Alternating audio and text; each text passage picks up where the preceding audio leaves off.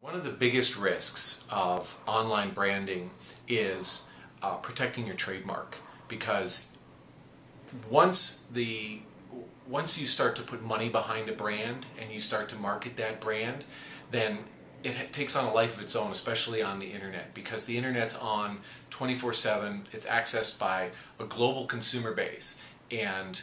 with the right trademark lawyer, you will know the risks that you have in using that brand. For example, you might be using a brand name that is confusingly similar to somebody else's brand name, and with the speed at which these trademarks and brand names get spread around the internet, it's not going to take long for somebody to see that and possibly object to it. And at that point, you've already spent all this money, you've spent all this time, and you've potentially built up a customer base behind a brand that you can't even use.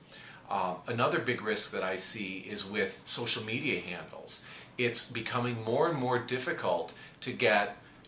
at David Adler, for example, with all of the social media sites that are out there, Twitter, and Facebook, and LinkedIn, just to name, some that come off the top of my head.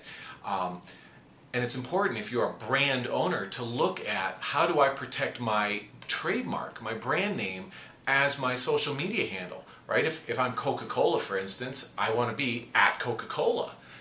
or if I've got some other important product or service name, I want to make sure that I get that